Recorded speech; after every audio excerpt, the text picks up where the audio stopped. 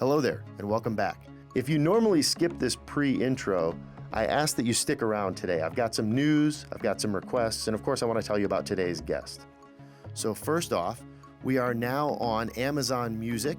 So if you're a member of Amazon and you get your podcast through Amazon, you can find Price of Pain podcast there. And wherever you do listen or watch the Price of Pain podcast, I ask, please comment, like other comments, and rate the podcast in general or the episode. This helps us to get our podcast out to a wider audience. I feel like we have some really interesting and helpful content for people. And so we want to get that to as many people as we can. And if you would go and click that subscribe button, that'd help us out. And you also get updates on when we release a new episode. Last of all, I still would love to get more questions to be answered on a future episode. So even if your question is, hey Josh, how do I subscribe to your podcast? Send that in on an email to priceofpainpodcast@gmail.com, and I'll answer those for you, either on air or off the air. Now, today's guest is Dr. Kyle Allen. He's an associate professor in the Department of Biomedical Engineering here at UF, and his lab, the Orthopaedic Biomedical Engineering Laboratory, works in the preclinical space. So his research is all on rodents. But what he looks at are areas within the preclinical space that would really help out those of us who conduct clinical research on humans. If you can't tell, I'm a huge fan. This is not the last time that Kyle will be on the Price of Pain podcast, but I think it's a really good introduction into what he does. We talk about some of the technology that he's developed in preclinical research and some of the ways that he applies that and how it directly relates in some of his collaborations to help people. So without further ado, let's go ahead and get into today's episode. Welcome to The Price of Pain, brought to you by the Pain Research and Intervention Center of Excellence at the University of Florida.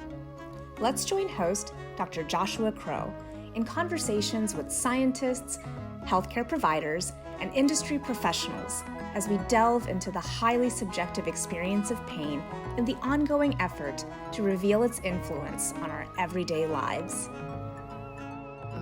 I guess I should preface our conversation by the fact that I'm a huge fan. You know, I think the first time I came in contact with your work was through one of our data blitzes back when we were doing in-person stuff. I was like, oh, wow. And, you know, it's for translational researchers, sometimes it's difficult to get excited about preclinical research. You know, there's that chasm there that I if I understand correctly, you're actually trying to address with your work. But instantly I was like, oh man, this stuff that he's putting out is going to be so useful, and already is. Yeah, a lot of our focus is along those lines. I think a lot of people, when they develop different therapies or different technologies that they're trying to use to advance pain treatments in the clinic, those comes from certain types of laboratories that are really experts in either pharmacology or experts in some sort of stimulation device or something along those lines. And, you know, you also need preclinical experts in pain, because in order to get those technologies from the, you know, really intensive electrical engineering lab or the really intensive, you know, pharmaceutical lab, drug discovery lab, they need help to translate those technologies. And so our program really focused on trying to fill some gaps there and looking at the preclinical models and really trying to develop different ways to evaluate symptoms. You know, we use the term symptoms more than we use the term pain, because it can manifest in a whole lot of different ways. It can manifest through changes in movement, changes in activity, changes in sensitivity, or other things along those lines. And especially when you're working with animals, those behaviors aren't necessarily what you would expect them to be. They're little tiny animals are not humans, and they express pain in different ways. And so we really try to take our engineering skills to try and develop new ways of quantifying that and measuring that, really for the goal of advancing pain across the field. So when we say preclinical, I should point out that most of your research is rodent model. Is that correct? Okay. It's entirely rodent model. Yeah, we only work in mice and rats. And there's got to be a little bit of a benefit, you know, in doing behavioral research myself. one of the potential confounds is, comes in the instruments that you use. Surveys, for example. There are surveys that are pretty well validated and whatnot, but the fact of the matter is if I ask you a question about how you feel or what you've done over the past 24 hours without directly observing it myself, well, there's always the chance that you're not going to be entirely accurate. And I'm reluctant to use the word honest, but Sure. in all fairness, sometimes people aren't honest with their own recollection or with themselves in their experiences when they're recalling it. So I feel like there's got to be a little bit of advantage in a preclinical setting in the respect that you don't get that. The animals aren't telling you verbally, at least, this is how I feel. Yeah, I think that's very true. I mean, but there's still experimental bias on the other side of things, right? So the person who's taking the measurement might have some sort of bias that they're instituting on top of it. Yeah, you're right. I mean, the rodent can't tell us how much pain they're in, but we can develop different ways of measuring their activity or their movement patterns, or some of their selections, like how often are they eating? Do they space out their eating over longer periods of time, or do they have these big, huge meals and things along those lines? That might give us an idea of sort of symptomatically how they're behaving, some of the lifestyle choices that they're making. We can measure that, entirely accurately in the different techniques that we do versus relying on recall like we do in clinical studies. Right. So in some ways we get better data, but in other ways there's still the bias of taking it. Right? I immediately think, I have an older dog. She's Right. coming up on 16 years old. And so there'll be times where she's, kind of moseying around and my mother or someone will say, oh, she looks so sad or whatever. I'm like, well, she actually just woke up. You're anthropomorphizing on her. You're projecting what you think she's doing when that's not accurate. So I could see how that could happen. Yeah. I want to rewind a little bit, though. We talked prior to you coming on the episode about Nebraska volleyball and so on and so forth, and which is another huge passion of mine. I see you have a Florida shirt on here today. I do. You didn't forewarn me. I actually have a Nebraska cap in my office I could have brought. I'm kind of glad that you didn't. There are a few programs that have given Florida volleyball some fits over time, and Nebraska, they're one of them. But that. In talking to you about that, of course, I wanted to go back and look at your bio and see your connections to Nebraska and what you've done. And I noticed that your undergrad, and correct me if I'm wrong, but you have an engineering and economics bachelor's. How? I'm sure it's a long story, but we have time. Okay. So that's. I'm always intrigued by how people get to where they are now. Because my route was certainly not linear to the point that I'm in now. So, what was your initial thought in going to college in seeking out that degree? Yeah, so somewhere on the internet, there's actually another recording of me telling this whole story. Okay. It's circuitous, which is not a pain related recording there. But when I went I grew up in really small town Nebraska, about 3,500 people in my hometown, and it's the largest thing around by miles and miles and miles. Right. It gets pretty desolate out there. So if you go, if you drive on Highway 2 west of my town, it's something like 140 miles to the next hospital. It just gets really, really desolate out in that part of the country. So going to college, I was very much not the person that I am now. I was pretty terrified of large, huge campuses, including University of Nebraska. So I chose to go to Rose-Hulman, which is a tiny engineering school in Indiana. And I always just thought, well, I'm good at math and I'm good at science, so I'll be an engineer. And my dad's a pretty good business person, so I was like, I'll do economics. Maybe I'll get an MBA and I'll be, some suit in some corporation somewhere. Right? And that was really always the plan. Okay. And then, I graduated undergraduate in 2002. So September 11th actually happened my senior year. Oh, man. And I remember seeing that happen on the screen in the union of my school. And the night before, I actually broke up with my girlfriend of like 2 years. This is getting deeply personal. It's a rough week, yeah. That was my own personal experience with that. And that really just made me think a lot about what I wanted to do with my life. And at the time, I was in a biomaterials class as an elective, as a free elective. And the job market wasn't great because U.S. had started a couple of wars, and it wasn't a great time to find an engineering job. And so the place that I had been doing my internships for years wasn't hiring. And so I started to throw in some graduate applications. Actually, I only applied to 4 graduate schools. Okay. And I had a job offer from actually a biomedical company in Indianapolis that did little testing robots for pharmaceutical trials. Oh, that's cool. Okay. And then I had a graduate Ph.D. offer from Rice University, and I thought I would just take the job at the robotics company because I'd been on a couple other graduate school visits, but I said, well, let me take this last one to Rice and just see how it goes. And I went to Rice and just absolutely fell in love with it. I loved it at that campus. It seemed to fit my personality. I met a ton of people that I would have been really excited to work for, and I had to make a decision quickly. I don't regret the decision at all. Worked for a great mentor at Rice, and as I was finishing up my PhD, he pulled me aside and basically said, I don't think you belong in industry. I think you belong in academia. And I think he's right. I really enjoy this job and this community. So in some ways, those negative things can turn into positive things down the road. I mean, that was definitely a decision point.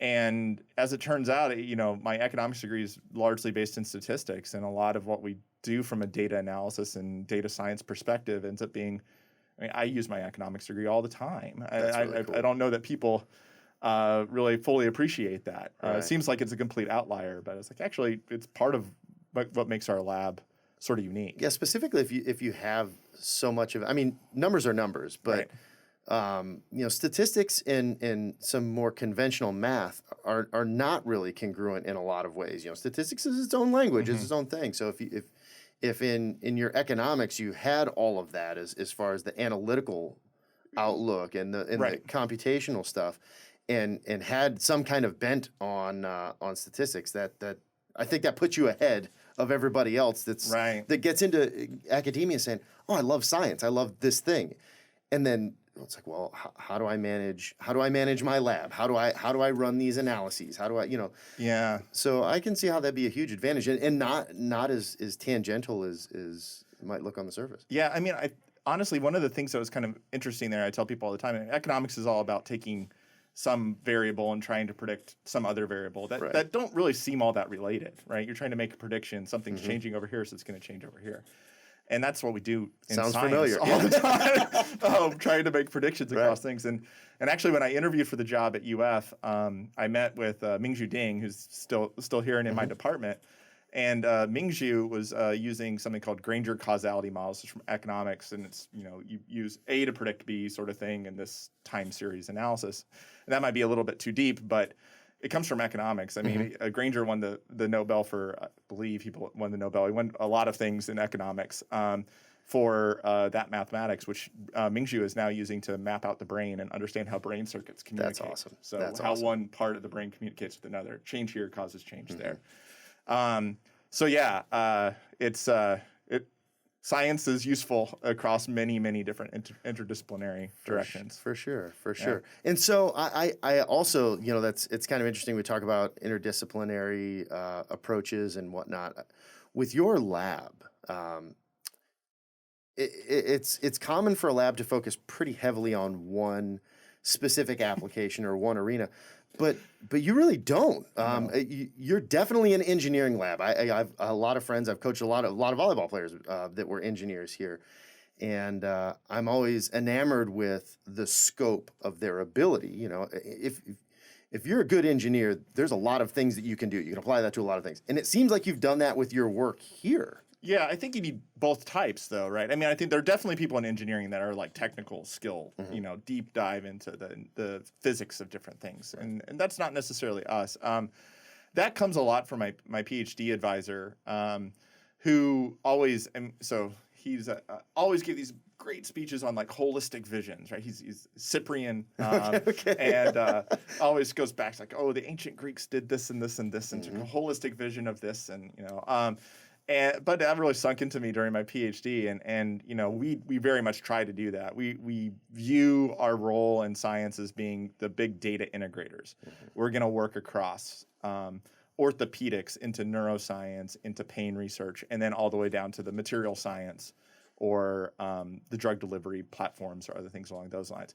That doesn't mean that we're an expert in all of those areas, but what our role is to help the people that are experts in all those different areas put it all together, put the whole picture together from all the puzzle pieces. True translational facilitator. Yeah, that's the idea. Well, let's talk about some of those things. Okay. Like I said, my first exposure to you was at this event, Data Blitz, and for those who aren't familiar with that, it's really just a meeting amongst scholars where we spend just maybe 5 to 15 minutes in a roundtable type scenario where people go up and they present what they're currently working on or what they're about to embark on, and take a few questions and then sit down. And so over the course of a 2-hour event, you can really cover some ground and get an idea for what your colleagues are doing. And that's where I first was exposed to your work. And so I went and did a little bit of digging even back then and was really interested in this concept and some of the technology that you've developed in doing some spatial temporal parameters of gait, but in rodents. Right. So and is this part of the Gator suite? It is. Okay. Yeah. All right. And Gator spelled Gaitor. Right. Clever. I like this. Yeah. So let's spend a minute on that because I think that's really interesting stuff. A lot of times when people, of course, everybody's a professional now. So, for example, you go on social media and they say, "Oh yeah, but that was in blah blah blah blah." But with your work, it seems like you're going out of your way to bridge that gap. So people, it's more difficult to say, well, how do you measure that in mice, for example? So you have these devices. Please expound on this. Yeah. So, I mean, our goal really was to look at if we were just taking an engineering approach to measuring rodents walk, how would we do it? And other people were trying to do the same thing as us at relatively similar times. But I think what we really tried to do is scale what we knew from human biomechanics down to the rodent to try and take measurements that we could take in humans and relate it to how rodents were walking. But at the same time, come at it from a very historical perspective. Because, I mean, people have been studying gait for, again, I'm going to sound like my old Ph.D. advisor.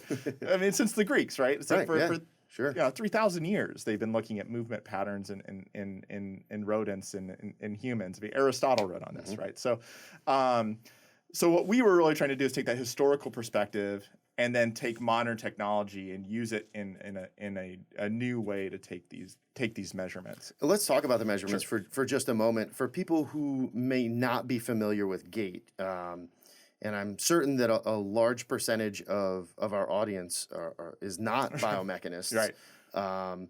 So what are some of these measurements that are common in humans that you've been able to devise a way to collect in rodents, and then how? Yeah, so I mean, the most simple ones are just stance time. How much time is the foot on the ground? How fast are you walking? How long is your stride? Those sorts of things, right? And in rodents, I'd say that we've done a good job for decades measuring spatial parameters, which is how far, like how fast, how far, sort of measurements. The challenge when you get to other things like time is rodents go really fast, right? Really, really fast. Their gait is very, very rapid, and so you really need things like modern high-speed videography to be able to track their motion, and really ultra-high-speed videography. And are you doing this? If I may interject, are you doing this on like a rodent treadmill or over ground or? Yeah. So that's a whole other part of the conversation. Okay. All right. Because so rodents. Don't let me get in your way. Yeah. No. I mean, I think that's a really good question. We actually do it over ground, and we're very, very. Much like of the strong opinion that it should be done over ground. Okay. Because treadmills, you and I have been exposed to treadmills since we were kids, right? We know what that is. We still walk differently on treadmills, but rodents find that to be a very stressful environment. And anytime you stress a rat or a mouse out, you basically create adrenaline responses, and they will mask different behaviors or not necessarily give you a selected behavior. So, and we've published on this. It's actually much harder to detect pain-related gait abnormalities on a treadmill. Okay. Now, physical impairment. So, if I have muscle injury or some joint changes, then maybe I can pick that out on a treadmill. But the treadmill is pretty stressful for the rodent. So, we all of our measurements are done over ground with ultra high speed cameras, like you see on like MythBusters, and that sort of stuff, right? So I immediately think, and I don't know if anybody will be with me on this page, but I immediately think of the whole urinating on the third rail myth. And Yeah. and so since this is a science podcast, I can break this down. So they basically replicated urinating on the third rail of a subway. And use this ultra high speed video to show that it's actually not a continuous stream, that it breaks into droplets and all that. So as soon as you said that, for some reason, that's exactly what I went to of all the episodes I've ever seen. Right. Yeah. We use those cameras, and then we have also developed some force plates. So we can, when a rodent foot hits the force plate, we can get the vertical forces, which tells us how much weight they're bearing, how much of their body weight is going through their limb. But it also gives us information about, when you're walking. If you think about taking a step forward, you're actually kind of falling forward, and then your foot hits the ground, it stops that momentum. So that's what we call a braking force, right? Right. And then as you push off with the foot, you get a propulsion force. We can measure all these off-axis forces. We can measure the torque of the foot on the ground, which is how the foot twists. So it's similar to force plates used in humans. It has a sensor in each corner, so it can, okay, absolutely. So when you're talking about walking, for example, gait being a series of controlled falls, right? That's in bipeds. Does it work the same in quadrupeds? It does, actually. And this is one of the unique advantages for rodents, because they use what we call in the gait world a diagonal sequence, which means their right forefoot goes forward when their left hind foot. So it's a cross, a diagonal coordination. Humans walk that way too, except for like in the old West, right? Westerns where the cowboy walks in, in sort of the weird fashion. No, I want to interject because this is really fascinating to me. My master's degree advisor is a biomechanist, and I originally with my Ph.D. was going to go that route. So but I never really got to fulfill, scratch that itch academically. So when you say that in humans, as far as the diagonal pattern, is the upper body movement more of an artifact of the feet, in layman's terms, back and forth, right? You step with your left, and your right arm kind of swings forward, and you step with your right, your left arm kind of swings forward. Is that because of artifact that's movement artifact that's translating up through the body? Or? Yeah, it's probably more related to balance. Yeah. Okay. Right. And center of mass coordination sort of things there. Rather than just an artifact. But in mice, again, they're going to use it more from a balance perspective. And they're relatively short-legged animals. So most short-legged animals will have that sort of coordination pattern. But as it turns out, we're comparing quadrupeds and bipeds. Really, rodents walk as if they have two bipedal systems. Their forelimbs are basically a bipedal system. Their hind limbs are basically a bipedal system. And so you can get a lot done just by evaluating it as separately two bipedal systems. Now, some people might argue with me a little bit there, and there are definitely places where that's what I just said is wrong. Right? But in a lot of measurements, you can get pretty far with just considering them as two bipedal systems. Okay. And so you say high-speed camera, you use force plates. Yep. And what are some of the reactions, say, to pain? Now granted, this is a really broad question to ask, but if you see changes in movement, whether it's stance time or some of the more intricate measures, what do you see paired with specific pain states? Yeah. The answer is it depends, right? So in really severe pain states, they will limp like you and I will limp. And that's usually offloading the injured limb, loading the uninjured limb. Right. And you can conceptualize what that looks like. But for a lot of conditions that are sort of chronic pain conditions, we actually see something that's closer to what we would call shuffle stepping, right? So in osteoarthritis, the animal might have osteoarthritic changes in their right limb, and only have osteoarthritis in one limb, but then they still select a shuffle stepping pattern. So that means that they lengthen stance times on both limbs. They shorten stride lengths on both limbs. And what that does is it actually lowers force on both limbs. So even though it's a one-sided injury, it's a bi-sided compensation. So now, since they are quadrupeds, and you said that you can measure this as in a way two bipedal systems, let's say you have an osteoarthritic limb or a joint in the right rear limb. Will you see those same shuffles systemically? You see it in their front legs as well, just to kind of complete the system, or You do to some degree, although that's always sort of a question of it. I would say it's a little bit in the noise, right? Because we're not exactly sure whether they're shifting weight to their forelimbs or compensating with their forelimbs, or whether they just need to do that in order to have a consistent gait. Right. Because you can't. This is one of the funny things that comes up. So you can't really have a different stride length on your left and right limb, because if you do, you'll be turning in a circle, right? And you can't really have a different stride length on your forelimbs and your hind limbs, because if you do, you're either getting longer or shorter, right? That all has to be coordinated. So I would say right now we aren't really sure whether it's just, well, my back legs hurt, so therefore I'm compensating this way, and in order to not fall over, my forelimbs have to do something. Yeah. Okay, so I think that rounds out at least the gait in a snapshot. Sure. I don't want to be reductionist here, but what other, I guess.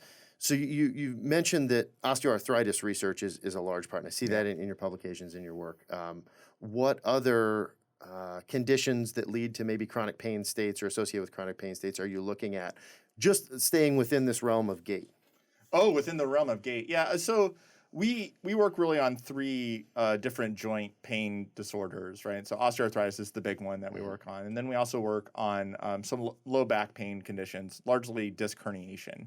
Some other folks that we have collaborated with have worked on things like discogenic pain, which is like degeneration rather than herniation. Right. And then we've also had some history in working in temporomandibular joint disorders. That's the jaw pain. That goes way back with you, right? Oh, we've done some work here too, but that's actually where my Ph.D. is in the temporomandibular joint. And obviously that doesn't really affect gait, but it does affect some other things. Sure. That we measure as well. So. And all right, and I guess the big question that I want to ask before we move on is, in what way because this is translational research, it's preclinical, you're trying to bridge the gap and try to draw some connections to human model and make this technology and this knowledge useful in clinical settings. What are some of the areas that are really exciting for you? Just still staying with gait, because we have plenty to talk about, but just staying in gait, maybe even osteoarthritis. What are some of the big areas that are really interesting that you think could make a splash in the human model in clinical studies right now? Yeah, so I should clarify a little bit. So my lab, when we talk about the therapies that we study, most specifically in my lab, it's usually related to exercise and activity. So we are very much a physical function related lab. So we'll look at things like how active is the animal, how exercise paradigms, diet sometimes, things along those lines. And we're really more of a trying to discover the relationship between muscle activation, cartilage, bone, ligament, diet, blood pressure, like a holistic view of the disease, and how the animal is choosing to behave with that whole picture, right? So much of this is really just trying to understand the continuum of pain and disability within the context of a musculoskeletal disease. From a translational perspective, I need collaborators, right? So we have a number of collaborators who have developed therapeutics that might change inflammation patterns. We have a lot of immunomodulatory collaborators. We have another collaborator who's looking at trying to change neural signals, so the signals that are going from the joint to the brain, and can we electrically block them and change things along those lines. Most of those technologies are first of their kind sort of things, right? Very new emerging areas of medicine, and we can help them sort of see not only how it affects pain and disability, but how it affects the entire animal and some of their symptoms. That's fascinating. A lot of my interest at this point right now is also looking at that within a physical performance, exercise, if you want to call it that. But sometimes I think that in order for my interest in what I'm looking at to be considered exercise, it's more activities of daily living. But in older adults, that is exercise. So, there's anyway, point being is. So actually, can I interject there? Yeah, please. Yeah, because actually I would say, I always say exercise, but we're actually probably we study more often sedentary behavior. Yeah, right? Because animals are, especially rodents, mice, are incredibly active. They run, 6 to 10 kilometers a night if you give them Wow. a running wheel. They are very, very active. So these are, we are studying little tiny athletes, right? So in some ways, if you suppress that activity by, controlling how much the running wheel can spin or making it harder for the running wheel spin or things along those lines, you can, or high fat diet or, poor nutritional sort of selections, right? Then you can suppress that into sedentary behavior and look how that compounds see how it and manifests. aggravates, right? Yeah, So we talk a lot about exercise because I think everybody kind of conceptualized that. I've been struggling with that actually, Right. because that's exactly it for my work also, is that when you say exercise, people think, because I have an exercise science degree essentially, and so people think, oh well, lifting more, running farther, and it's not really what I'm looking at. But there's this gap between activity and exercise in the common parlance and how people understand these concepts. So, but I'm very interested in how perturbations to diet, activity, pain states, very seldom does that manifest in one simple parameter in one part of the system. Right. Everything's connected in organisms, whether you're speaking of rodents or you're speaking of humans. It's difficult to throw a stone in that pebble and not get ripples. Right. Throw a stone in that pebble, throw a stone in that pond and not get ripples. And so I think that's really intriguing, but also I'm fascinated by the opportunities that working in a preclinical setting provides, where you couldn't really do that in a human model in some cases. Right. And so I think, again, being a science and education podcast, this would be a really good limb to kind of alight on for a moment, because I'm not sure that people entirely understand various stages. We're getting a lot of information with the pandemic and whatnot about clinical trials and phases of clinical trials and so on and so forth. But there's really a lot that leads up to that also, in preclinical work and in basic science. And so maybe let's spend a moment and talk about some of the benefits of being able to conduct preclinical work in just in this area, and some of the things that we wouldn't necessarily be able to do in a human model, and why that's so beneficial. Yeah, so it's a great question, right? And there's always, I'll divide sort of the basic science work that we are involved in from both a translational perspective, which people often think about, new therapy, trying to get it forward in the whole translational paradigm. And then we also work a lot in just, discovery, basic discovery of how your anatomy and your physiology are working, right? Because if we don't understand the disease from a fairly technical standpoint, we can't find targets. Right. So usually the one people get excited about is the new drugs and new therapies, right? And these are things that we hear about. By the time we hear about them on the news, the gene therapy trials or other things that are kind of going on. Well, gene therapy has been going on for 25 years. It's preclinical level, right? It's not a new technology in the preclinical space, right? So some of the technologies from a new material that's coming forward or a new way of treating or changing the disease are, the things that that's the importance of the basic science model, because they're so experimental, they're so new. We really don't know what's going to happen. And I'll just give, one example technology that we're working with a collaborator here is something I call metabolic reprogramming, where we're using enzymes to basically change the local metabolism of the joint for osteoarthritis treatment. So when you shift a metabolic pathway, a lot of things can happen. That drives how the cell responds to mechanical load, how the cell responds to inflammation, and a whole bunch of other things along those lines.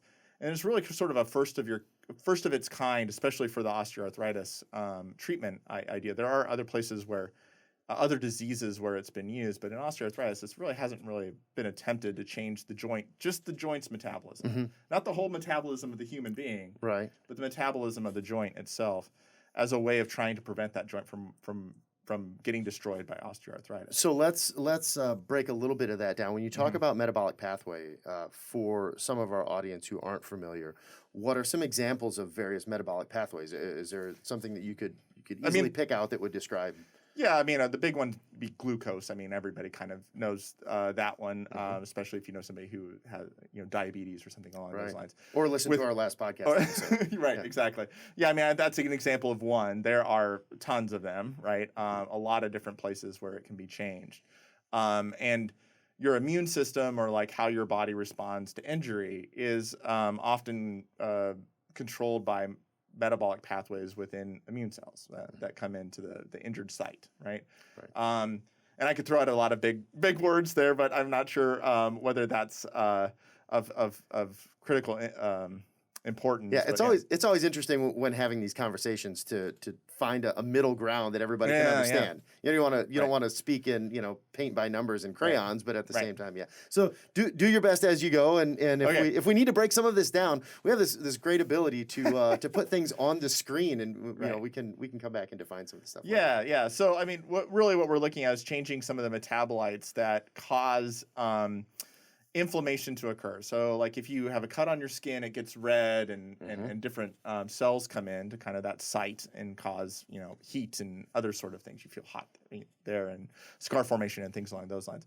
A lot of those reactions are controlled by the metabolites that the cells are producing. So if you can go in there and deliver something that just changes those metabolites, then you can potentially change the reaction of the body. Now, in the example of a cut, I don't want to do that. I want the cut to heal, right?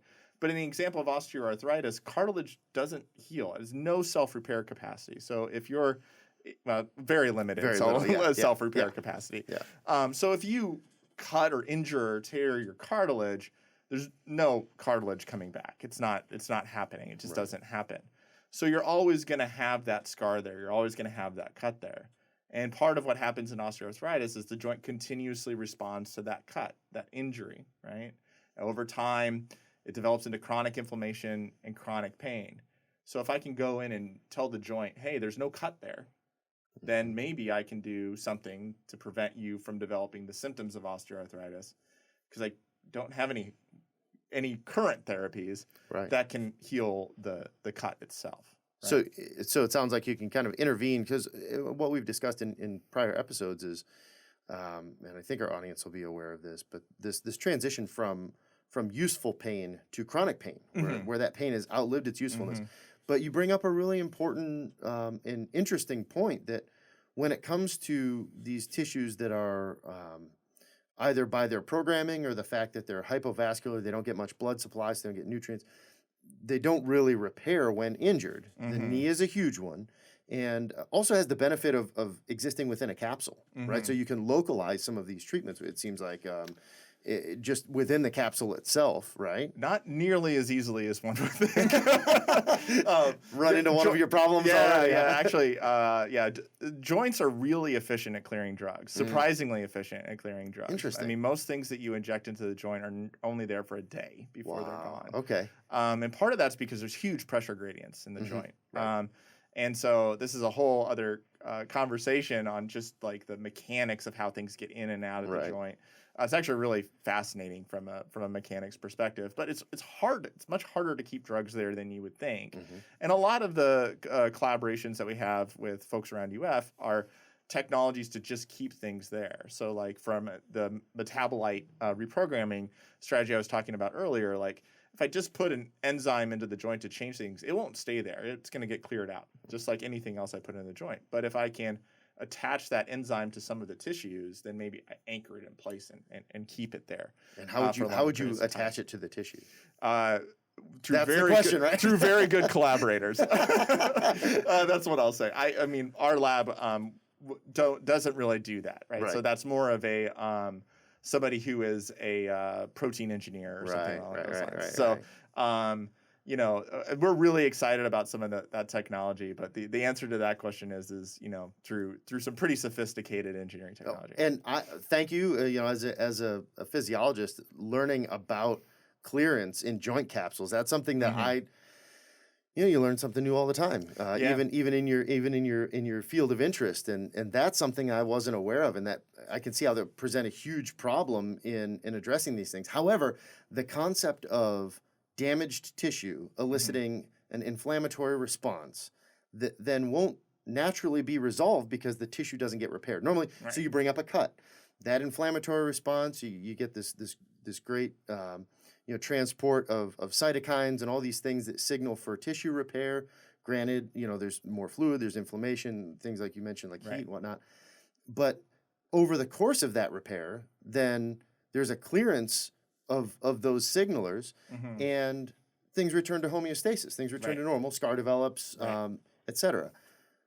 But if you can't repair the tissue damage, then what turns off that signaling? And if that's the case, then that makes for a very easy translation into some of these chronic pain states where now it's not even necessarily just an issue of, well, yeah, this is inflamed and Hmm. and angry, but now all of the processing in the brain that's associated Oh with that yeah. repeated signaling, which is another area that we've discussed on the show, um, all of a sudden becomes much more likely. Right. Yeah. Yeah. And that's really the challenge of osteoarthritis is very, very complicated. I mean, he just laid it out really, really well. I mean, ultimately what's going to happen to the joint if you have that injury to the cartilage, that cut or tear of the cartilage, um, over time the bone's going to remodel in response to that because Mhm. your synovial tissue, which is the lining of your joint, is going to have inflammation in it, and it's going to have these cycles of inflammation, non-inflammation, but it's Mhm. never really going to fully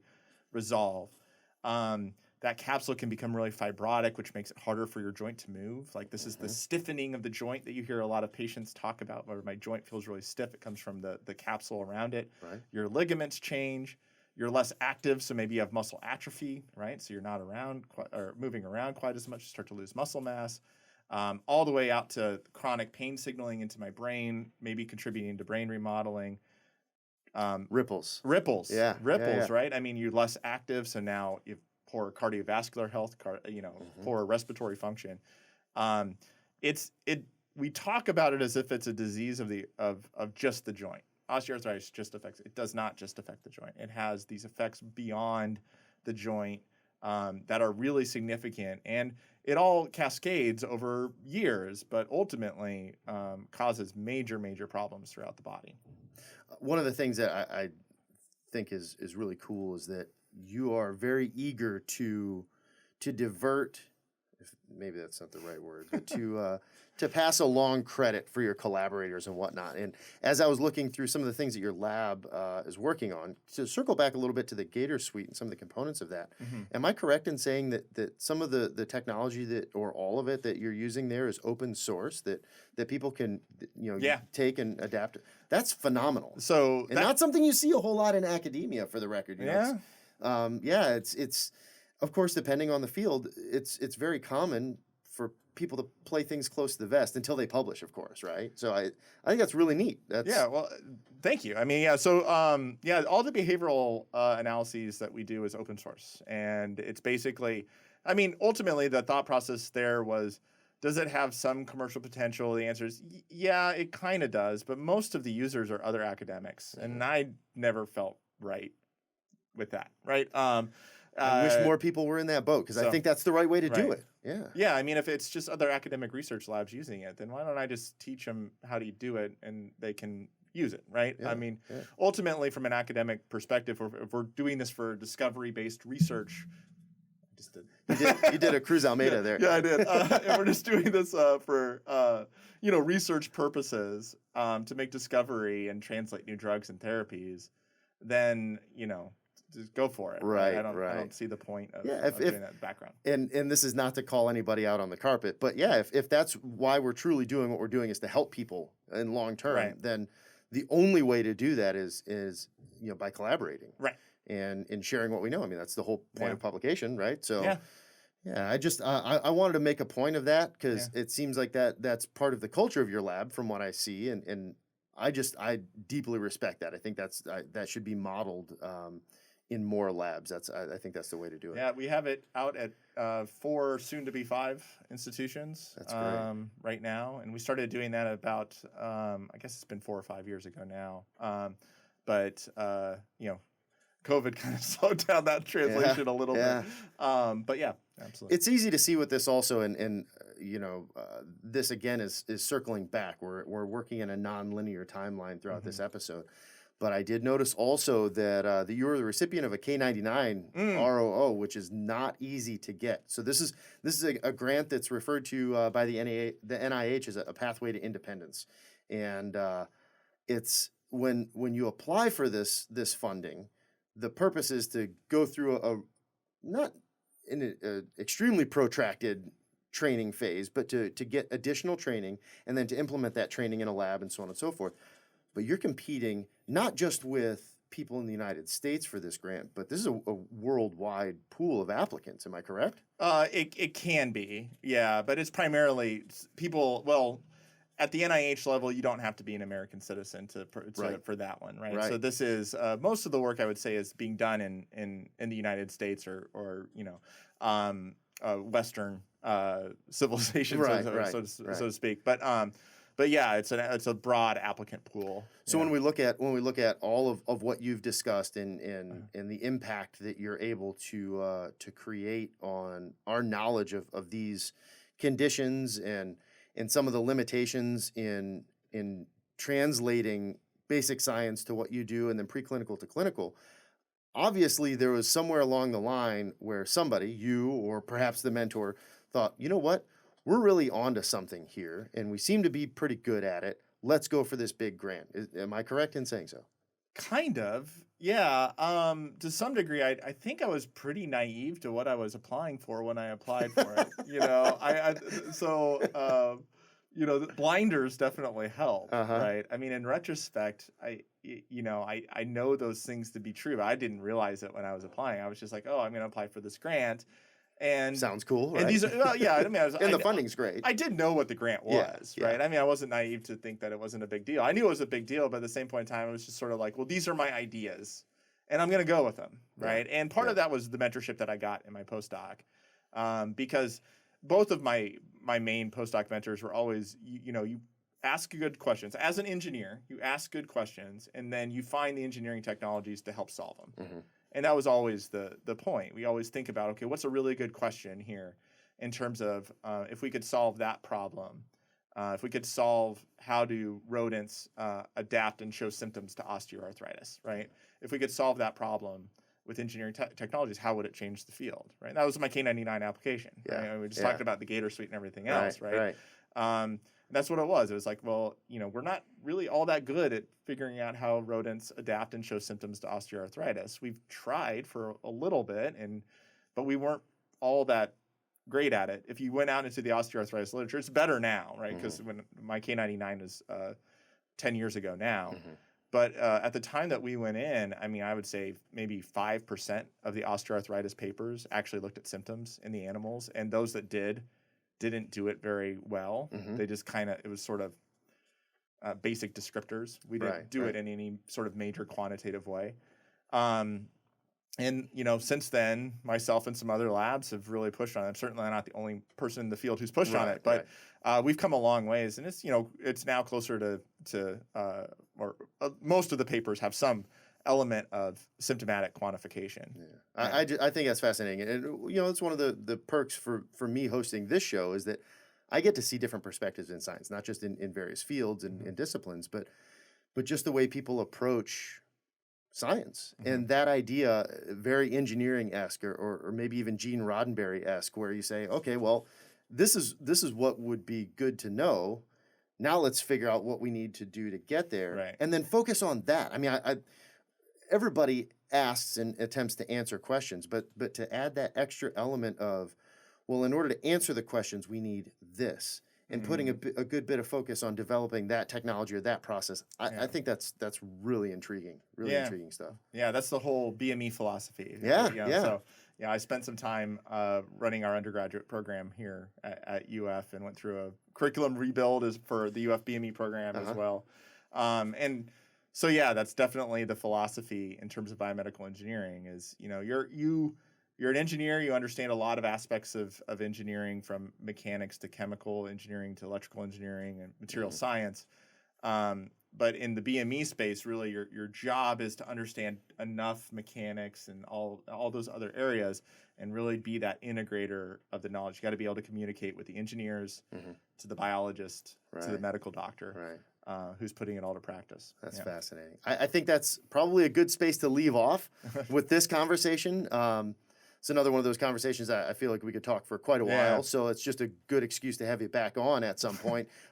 Open invitation. Thank you for coming on the show. I would probably, I think is a good time to point out that if y'all that are listening or watching are interested in more of Dr. Allen's work, and correct me if I'm wrong on this, but you can go to Orthobiomedical, ORTHO, for Biomedical Engineering.com. That's right. And that's the lab web space, right? Okay, so if they go to that page, there are also links to the Gator. That's gator.org. Yeah, gator.org. Yeah. Okay. And there's a lot of information on there, a lot of really cool stuff. And so I encourage you to go and check it out. And Kyle, thank you so much for coming on. Thank you. All right. Thank you for joining this episode of The Price of Pain. Opinions expressed on this podcast are solely those of the host and guests, and not representative of the University of Florida or parent institutions of our guests, unless specifically stated. You can find more information about Price on the World Wide Web at price.ctsi.ufl.edu. And keep up with our researchers on social media by searching Facebook for UF Price, by following @UF_Pain on Twitter, and Price of Pain Podcast, all one word, on Instagram.